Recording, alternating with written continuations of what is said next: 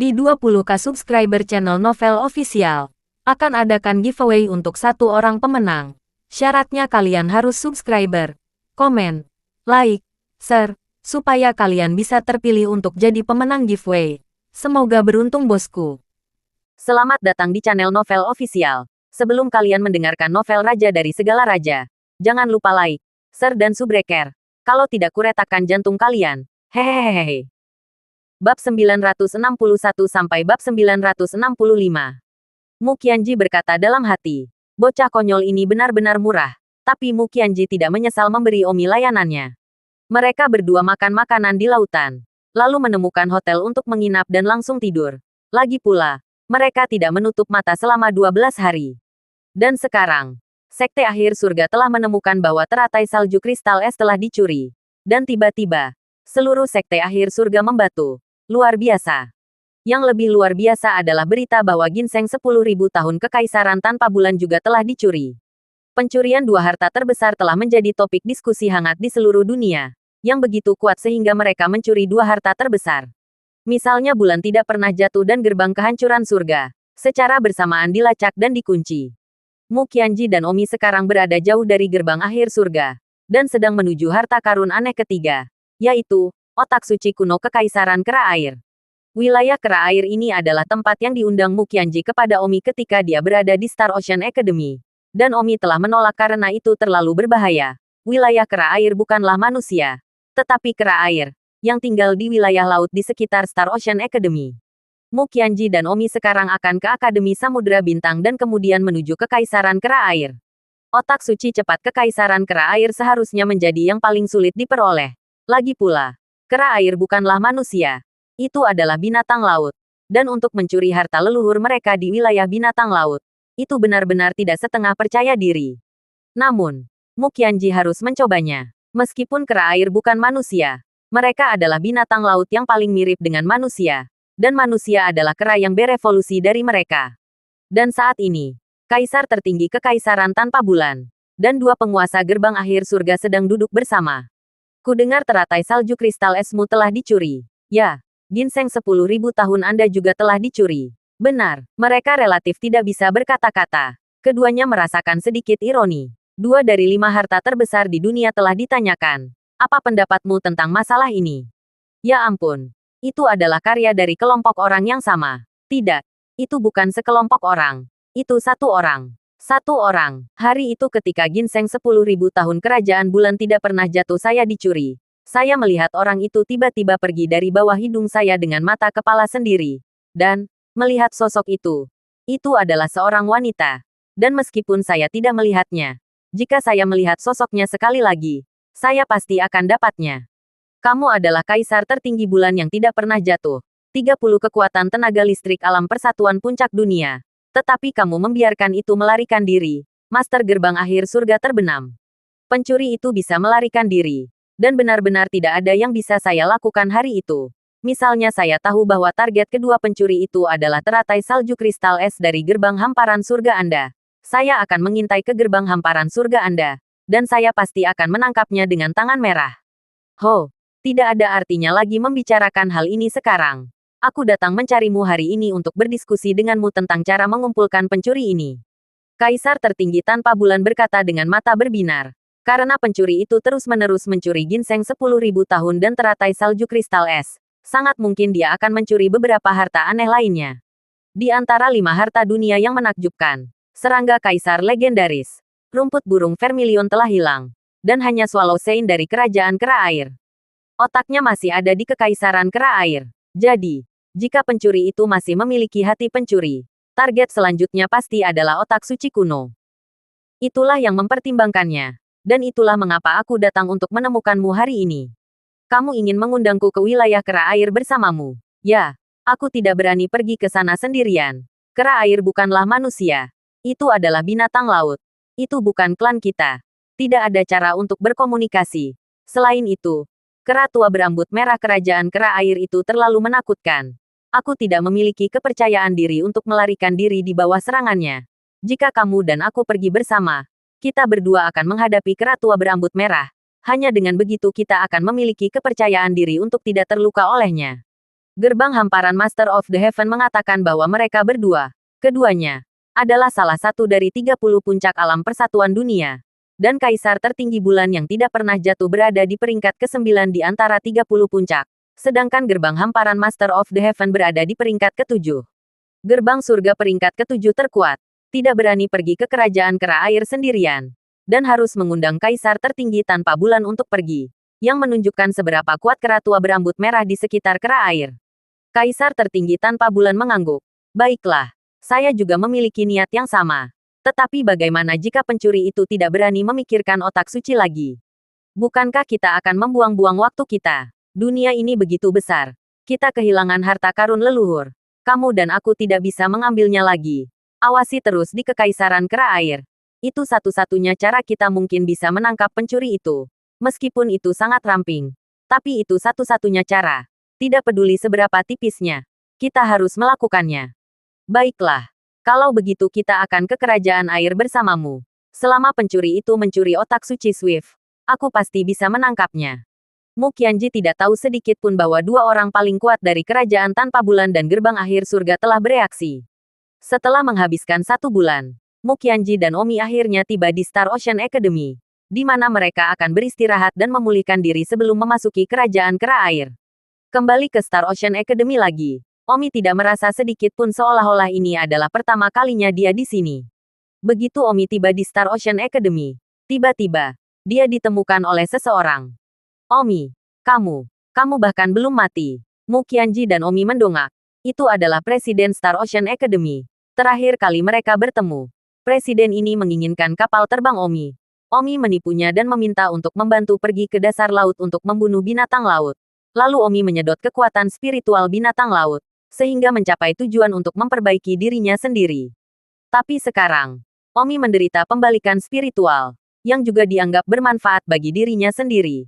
Berkat fakta bahwa dia telah mengambil kaisar serangga sebelumnya. Dan kemudian dia mengambil ginseng 10.000 tahun dan teratai salju kristal es. Sehingga kondisi kesehatannya berangsur-angsur pulih. Terutama setelah mengambil teratai salju kristal es. Alam Omi tidak hanya pulih, tetapi juga naik beberapa lantai. Dan sekarang dia juga memiliki alam di sekitar puncak kesempurnaan alam persatuan. Hanya karena IQ-nya surut dan dia tidak dapat dao bela diri. Nafas itu hanya untuk sementara tidak bisa dibaca. Hei, suster, siapa itu? Omi memandang pria yang memanggil namanya dengan bingung. Mu Qianji bingung. Siapapun itu, lupakan saja. Presiden Star Ocean Academy terbang ke bawah. Dia telah mendengar sebelumnya bahwa Omi sudah mati. Dibunuh oleh kepala King's Mercenary Group. Tetapi dia tidak pernah membayangkan akan bertemu dengan Omi di sini hari ini. Namun, meskipun dia bertemu dengan Omi, dia tidak lagi siap untuk membalas dendam pada Omi. Omi mampu membunuh bahkan saudara laki-laki dari kepala grup mercenari raja. Dia mungkin tidak cocok untuk puncak alam persatuan. Ketika Dekan melihat bahwa Mu Qianji hanyalah kesempurnaan alam persatuan puncak, sama seperti wilayahnya, tetapi dengan sedikit ekspresi menyeret, dia memancarkan, apa yang kalian lakukan di Akademi Laut Bintang saya? Mu Qianji berkata, apa yang saya lakukan di sini di Star Ocean Academy? Saya tidak perlu melapor kepada Anda. Lelucon. Ini wilayahku. Dan Pulau Star Ocean Academy adalah milikku. Itu milikmu. Tapi bisa menjadi milikku kapan saja, kata Mu Qianji. Berbicara dari mulutmu. Lalu biarkan aku melihat apa yang kamu mampu. Presiden Star Ocean Academy konstruksi menuju Mu Qianji sekaligus. Membalik pohon sungai. Dekan berhenti untuk membalik telapak tangan. Dia berlatih membalik telapak tangan. Ketika dia membalik telapak tangan, seluruh sungai akan terbalik. Di masa lalu, dia datang ke pulau ini untuk berlatih telapak tangan yang membalik ini. Karena wilayah laut di sini sangat besar. Itu adalah yang paling cocok untuk latihan. Kemudian, dia menjadi dekan Akademi Laut Bintang. Tapi dia sangat mendesak. Bagaimana dia bisa rela menanamkan di pulau yang sepi ini? Dia ingin menjadi raja. Ketika Omi melihat Dekan memukul adiknya, dia langsung marah dan berkata, jika kamu berani mengatakan adikku, aku tidak akan mengampuni kamu. Aduh, Omi menembakkan belati terbangnya. Dan gagasan tentang kematian tertentu tersapu. Ah, laut Dekan yang terbalik baru saja dilakukan. Dan kemudian Omi mengiris telapak tangan menjadi 2. Anda, Dekan memandang Omi dengan tidak percaya. Dia sebenarnya bukan lawan sama sekali. Dan bahkan dia tidak tahu mengapa Omi begitu kuat hanya dengan pisau terbang kecil. Lagi pula, di dunia ini, tidak ada orang yang tahu niat membunuh, dan satu-satunya yang bisa memahami niat membunuh saat ini adalah kepala tentara bayaran raja. Jika kamu berani berbohong pada adikku, aku tidak akan mengampuni kamu. Omi mengampuni hidupmu. Dekan langsung berlutut. Mu Qianji berkata, punggawa kecil, lupakan saja. Tidak ada gunanya membunuh orang kecil. Selain itu, kita masih harus makan dan tinggal di sini selama beberapa hari. Sulit untuk membunuh. Baiklah, Dekan sedih di dalam. Bahkan mantan muridnya telah melampaui dia dengan jumlah yang tak terhitung banyaknya.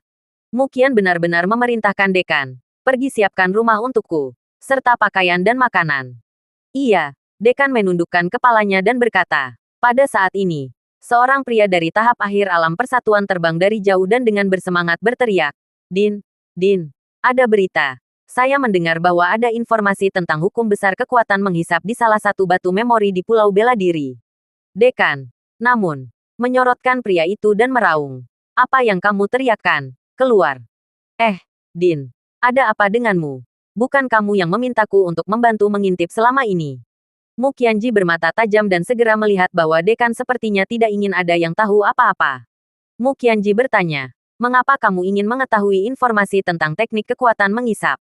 Tidak ada. Mengatakan, ini benar-benar bukan apa-apa. Dekan ditekankan di dalam, dan menatap tajam ke orang yang baru saja datang berlari, ketika tidak melapor saat ini.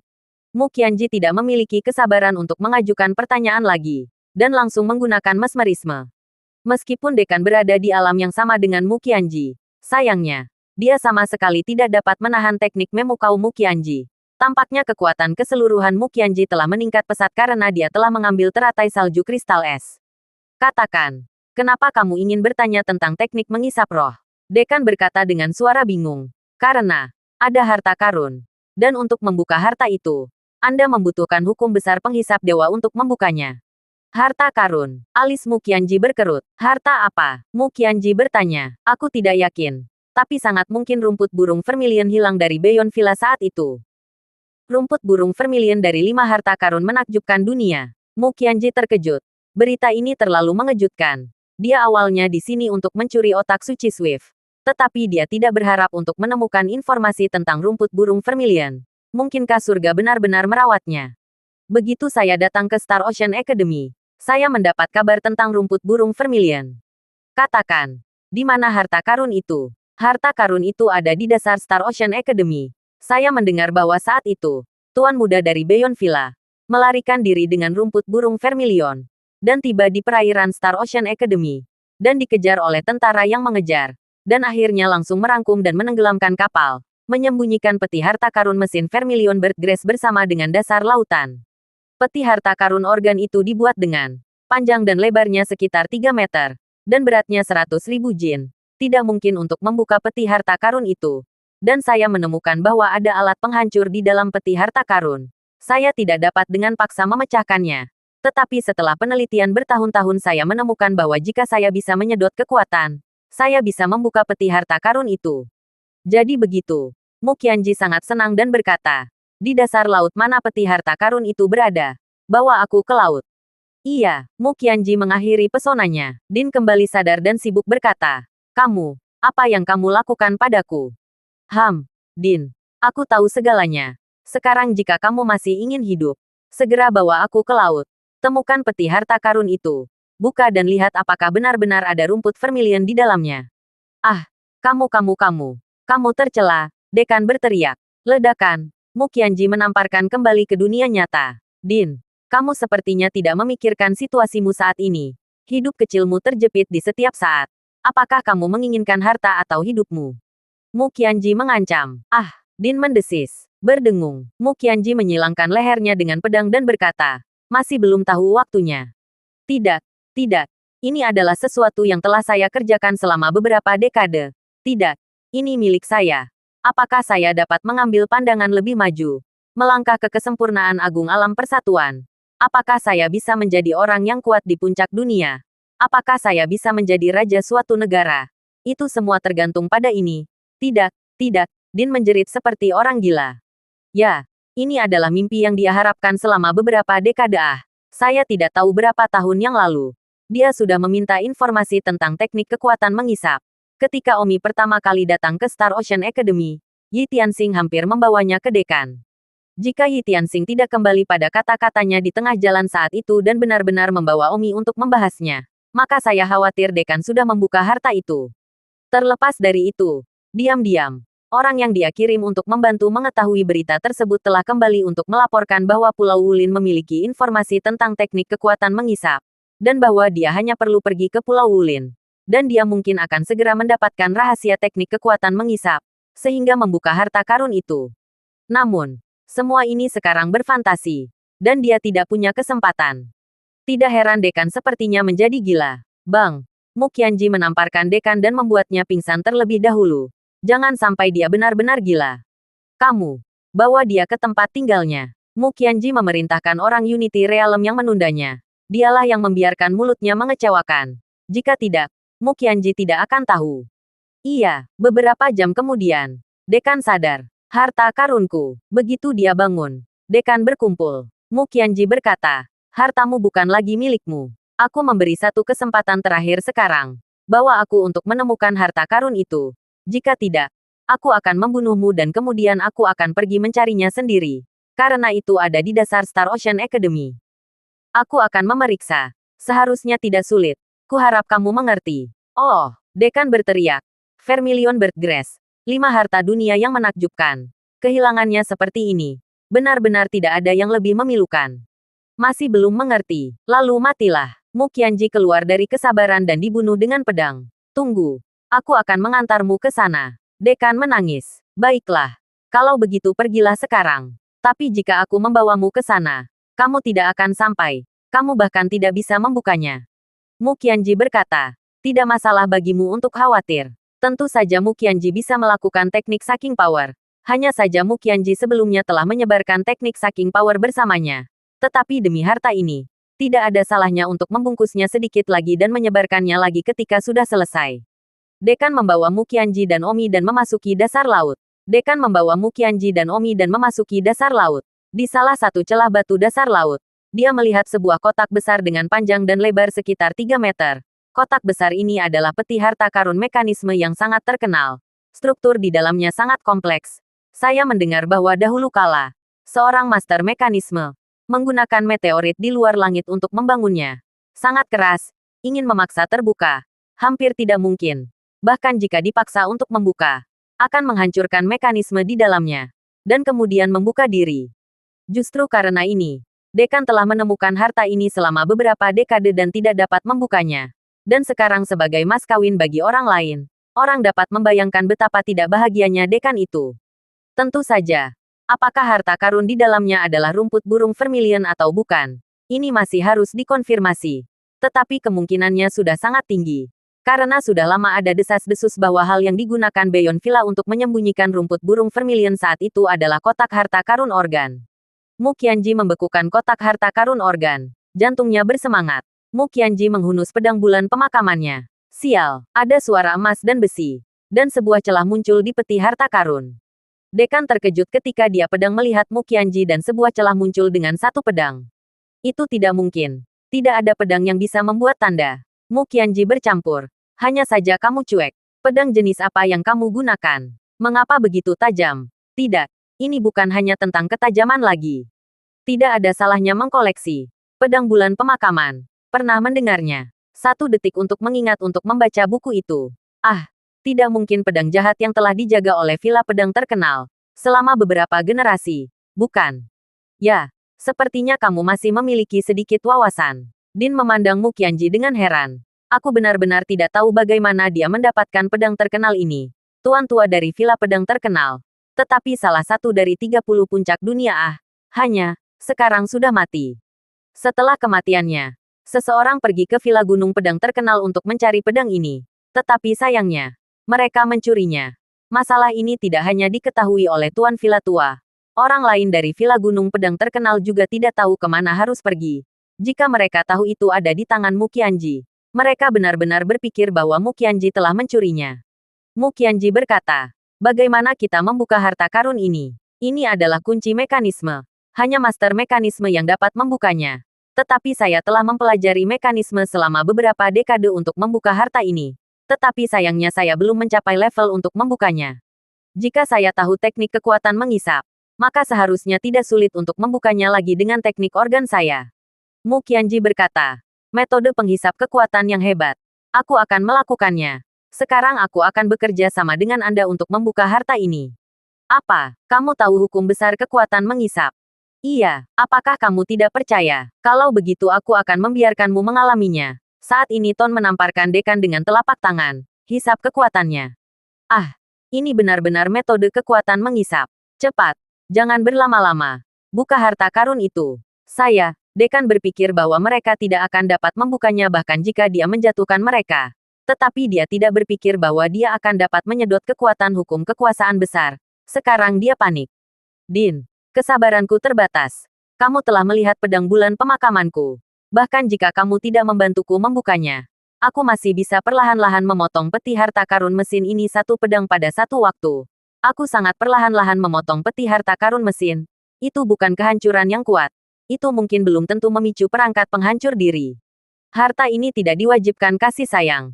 Jika kamu tidak bisa melihatnya, kamu tidak akan pernah bisa melangkah ke kesempurnaan agung. Dekan menghela napas dalam-dalam. Tidak lebih dari itu. Setelah itu, Dekan tidak punya pilihan selain melakukan teknik mekanismenya.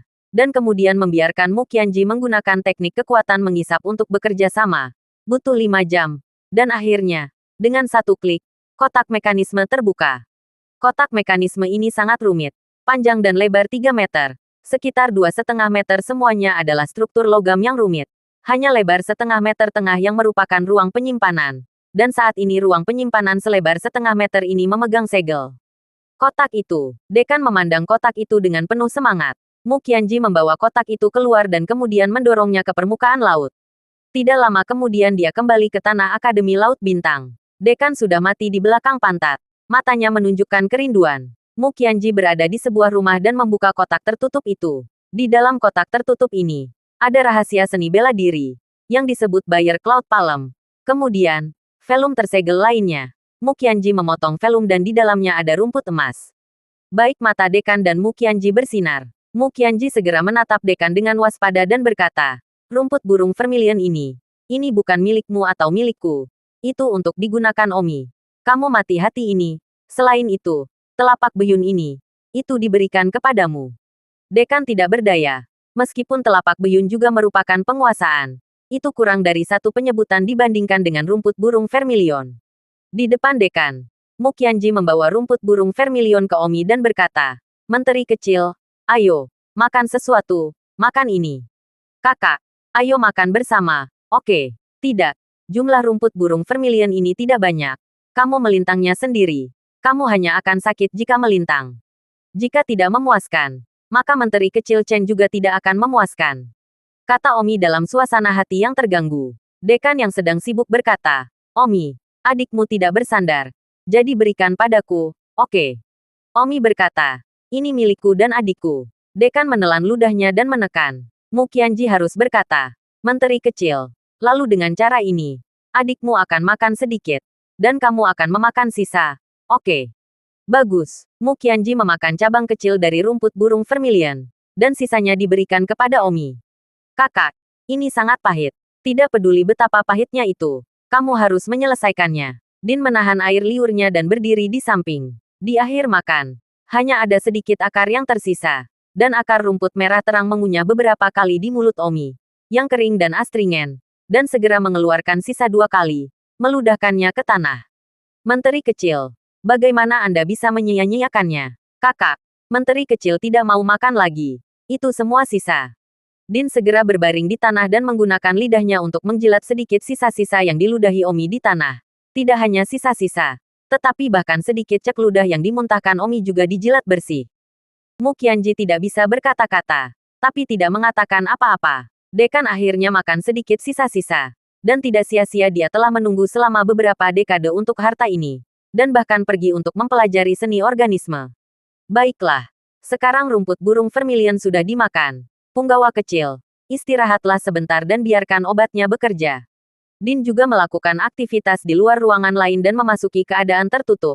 Meskipun dia telah memakan beberapa residu, residu itu juga agak berguna. Begitu saja. Sehari berlalu, Omi merasa penuh kekuatan dan meraung. Kakak, Aku merasa seperti akan meledak. Aku sangat kuat. Boom! Omi meninju dan menginjak-injak sebuah rumah. Kekuatan pukulan ini langsung mencapai 150.000 jin. Mu Qianji tertawa. Omi, kamu telah memakan 4 serangga kaisar. Ginseng 10.000 tahun. Teratai salju kristal es. Rumput burung vermilion. 5 harta dunia yang menakjubkan. Setelah kamu pulih di masa depan, jangan terlalu berterima kasih padaku. Ini akan sangat signifikan untuk memetakan masa depanmu. Setelah seharian beristirahat dan memulihkan diri di Star Ocean Academy, Mu Qianji siap berangkat ke Kekaisaran Kera Air. Harta ajaib terakhir. Otak suci tertelan. Jika Omi mengambil otak suci yang tertelan lagi, itu benar-benar akan menjadi masalah besar. Namun, Mu Qianji tidak tahu bahwa gerbang hamparan penguasa surga dan kaisar tertinggi Kekaisaran Tanpa Bulan sudah mengawasi pergerakan Kekaisaran Kera Air. Dan begitu mereka menemukan seseorang yang berniat mencuri otak suci yang tertelan, mereka akan mengambil tindakan. Keesokan harinya, Mu Qianji dan Omi memasuki perairan Akademi Samudra Bintang dan melakukan perjalanan ke arah tertentu. Beberapa jam kemudian, mereka tiba di dekat perairan tempat Kekaisaran Kera Air berada.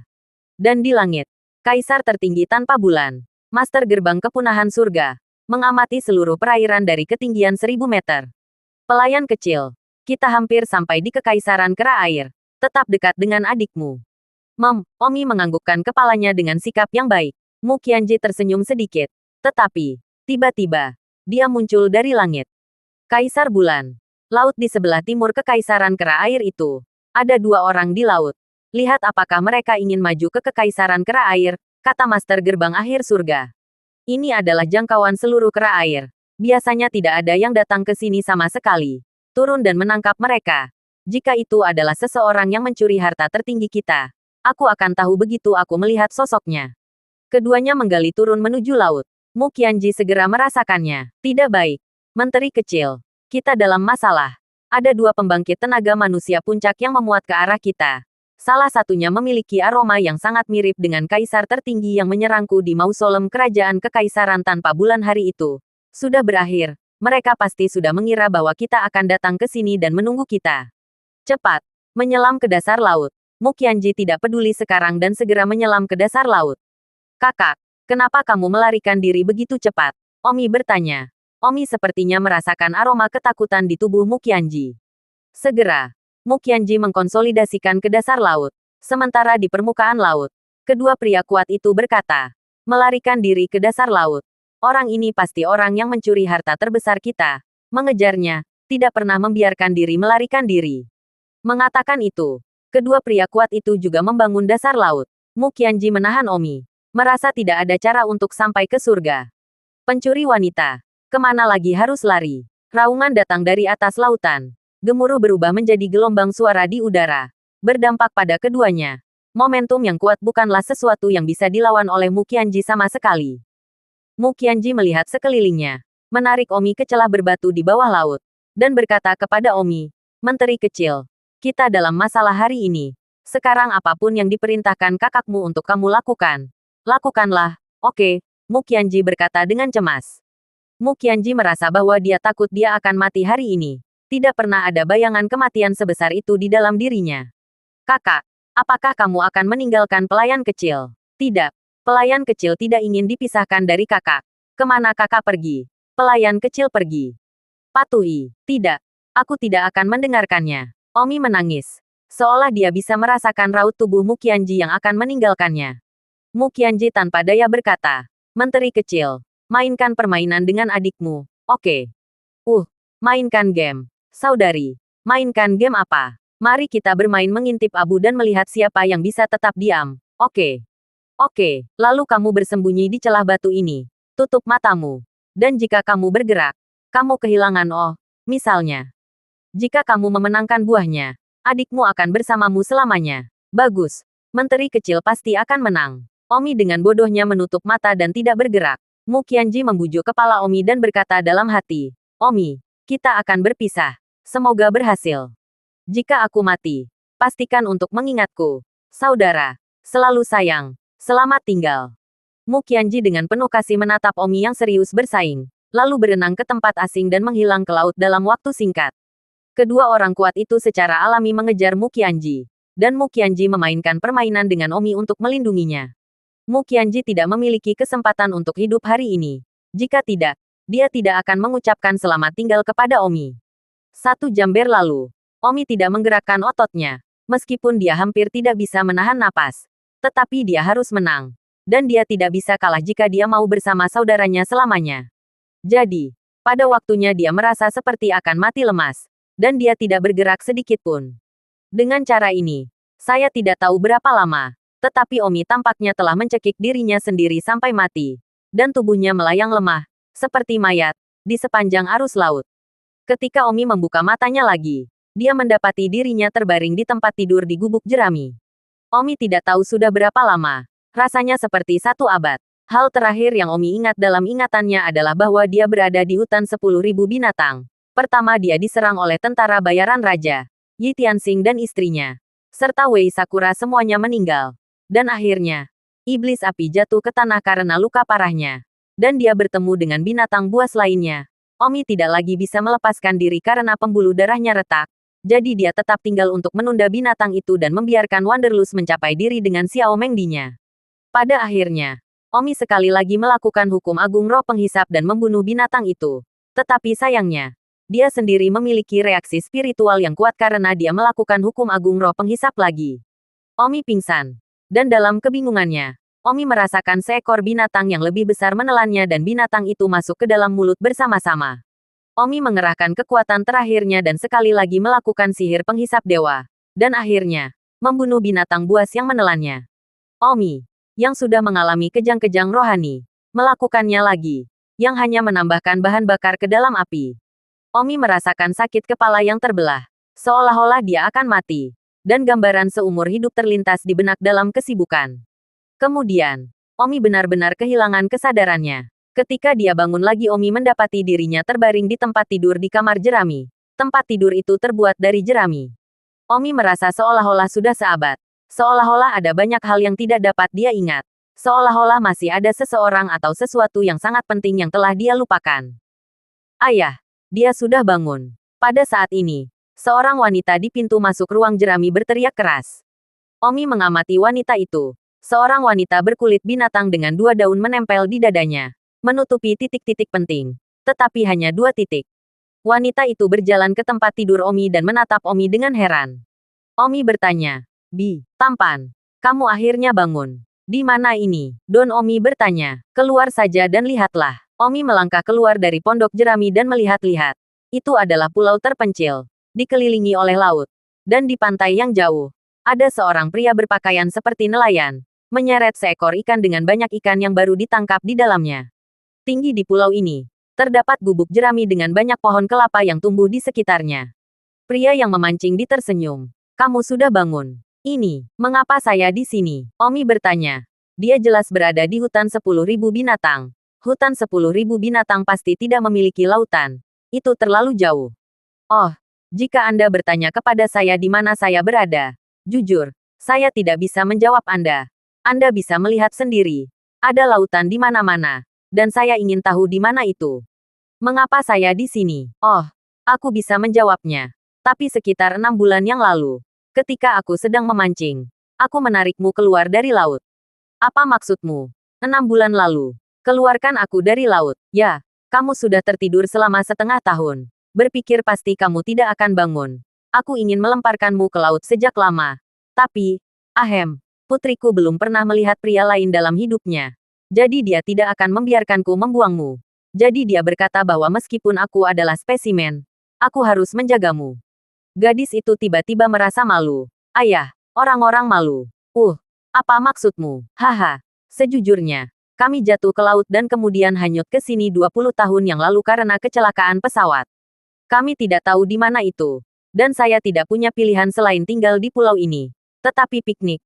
Ada seorang wanita yang hanyut ke pulau ini seperti saya. Setelah itu wanita itu dan saya tinggal bersama di pulau ini. Perlahan-lahan. Seorang pria dan seorang wanita. Anda tahu. Dan hanya setelah itu putri saya lahir. Dia melihat satu pria sejak dia lahir.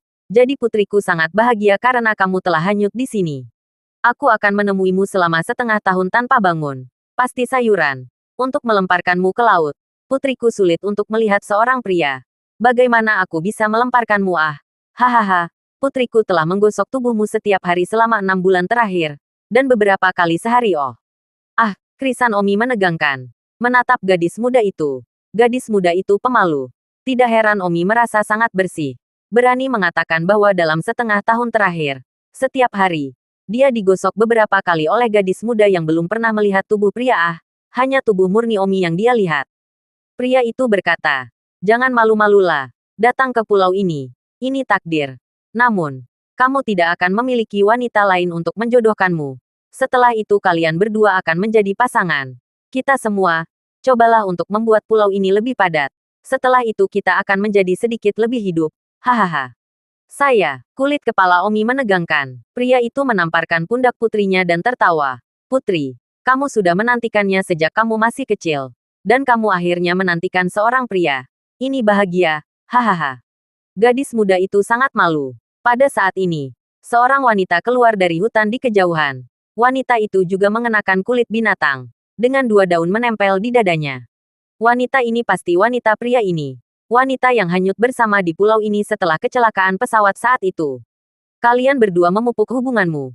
Jika kamu memupuk hubunganmu dengan baik, kamu bisa memulai rencana pembuatan priamu malam ini. Hahaha, pria itu menamparkan pundak Omi lagi. Lalu pergi, tampak bahagia. Omi memandangi lautan, dan sedikit kesurupan. Merasa seperti ingatannya kehilangan kenangan yang panjang, dan bahwa ada beberapa orang yang sangat penting untuk dilupakan, tetapi tidak dapat mengingat apapun. Omi segera memeriksa tubuhnya, dan segera menyadari bahwa tubuhnya telah banyak berubah. Kualitas fisiknya sangat bagus. Apakah itu meridian, atau tendon, tulang, kekuatan, dan esensi? Mereka semua memiliki kualitas tinggi yang luar biasa telah meningkat. Dan ranah seni bela diri Omi telah mencapai puncak kesempurnaan alam persatuan. Aneh. Kualitas fisik saya telah meningkat pesat. Saya telah mematahkan meridian saya dan semangat saya pulih. Saya pikir saya tidak mungkin hidup. Mengapa saya bangun sekarang? Kualitas fisik saya telah meningkat pesat. Bahkan ranah seni bela diri saya telah meningkat pesat. Sudah berapa lama saya, pada akhirnya, tertidur? Bagaimana saya bisa melayang dari hutan 10.000 binatang ke pulau yang sepi ini? Hanya saja senang bisa hidup. Tidak peduli bagaimana dia melayang di sini. Mei Qian, Suaner, Xiang Yun, bagaimana kabar kalian? Dan Xiao Meng, kakak Tianya, apakah kamu sudah melarikan diri dari hutan binatang? Aku benar-benar ingin kembali ke kalian. Prioritasnya adalah meninggalkan pulau yang sepi ini. Tuhan tahu di mana itu dan seberapa jauh dari benua terdekat. Pada saat itu, gadis muda di samping Omi pelan-pelan berteriak, "Hei, siapa namamu?" Halo. Terima kasih telah menyelamatkanku. Terima kasih. Namaku Omi. Omi sibuk kembali sadar dan berterima kasih kepada gadis muda itu. Ayahku yang menyelamatkanmu. Bukan aku. Ngomong-ngomong, namaku Su Facheron. Aku berumur 18 tahun. Dan kamu? Berapa umurmu? Oh, saya. Seperti 22. Saya pikir. Omi berkata dengan ragu. Karena Omi tidak tahu sudah berapa lama dia tertidur. Dan Omi merasa itu pasti sudah lebih dari 6 bulan. Karena dia selalu merasa selama 1 abad telah berlalu. Ah, tapi aku melihat penampilanmu. Kamu tidak lebih tua dariku. Kamu baru berusia 17 atau 18 tahun. Oh, bagaimana hal itu bisa terjadi? Sungguh, jika kamu tidak percaya padaku, ambil fotomu di dalam air. Baiklah, Su Tachin. Terima kasih. Izinkan kamu meninggalkanku sendirian. Bagus, Su Facheron pergi. Dan Omi duduk sendirian di pantai. Bertanya-tanya apa yang harus dipikirkan. Selalu ada terlalu banyak yang harus dipikirkan setelah tidur nyenyak. Apa yang Omi pikirkan adalah bagaimana cara untuk kembali. Juga, Yi Tianxing dan istrinya, Wei Sakura dan kematian mereka. Balas dendam ini akan dibalas. Omi bersumpah bahwa dia akan membalas dendam pada tentara bayaran raja. Kepala tentara bayaran raja. Bukankah dia memiliki lebih banyak dari mengumpulkan saudara laki-laki? Karena dia bahkan tidak menghargai saudara laki-laki orang lain. Dia tidak punya hak untuk memiliki saudara laki-laki. Omi bersumpah bahwa dia akan membunuh saudara-saudaranya satu demi satu. Dan akhirnya, membunuh dirinya sendiri. Omi berbaring secara rahasia. Namun, Omi merasakan gelombang ketakutan saat dia mengingat kekuatannya. Pisau dapurnya yang tebal. Omi merasakan gelombang ketakutan sekarang setelah dia melonjak kembali. Itu terlalu kuat. Hampir secara rutin. Selama pisaunya keluar, itu pasti akan pecah menjadi 2 bagian. Sebelum lawan bisa bereaksi, biasanya sudah dalam 2 bagian. Sejujurnya, Omi belum pernah melihat pedang jagoan itu sebelumnya. Dan di dalam dirinya sendiri, Omi tidak bisa memikirkan gerakan apapun untuk menghadapinya. Bahkan tekad roda hantunya tidak bisa menghindarinya sama sekali. Itu seperti niat membunuh yang dipahami oleh pembangkit tenaga listrik alam leluhur di kehidupan sebelumnya. Menunggu, Omi tiba-tiba duduk dari pantai. Tentu membunuh niat, harus membunuh. Pemimpin tentara bayaran raja itu. Teknik pedang itu. Bukankah itu gagasan kematian tertentu? Itu bukan karena bilahnya sama sekali. Melainkan gagasan tentang pembunuhan yang pasti. Surga. Ini adalah ide bela diri yang hanya bisa dipahami oleh pembangkit tenaga listrik alam master. Jangan bilang itu benar. Omi terkejut. Jika bukan karena tiba-tiba memikirkan alam leluhur, dia tidak akan bereaksi. Omi merasa takut karena bakat pemimpin tentara bayaran raja itu. Dan bahkan merasa bahwa dia tidak akan bisa membalas dendam sama sekali. Omi tidak menyadarinya saat ini. Tetapi pada kenyataannya, dia juga memahami gagasan kematian tertentu. Terima kasih sudah mendengarkan novel cerita Raja dari Segala Raja. Sampai jumpa di novel selanjutnya.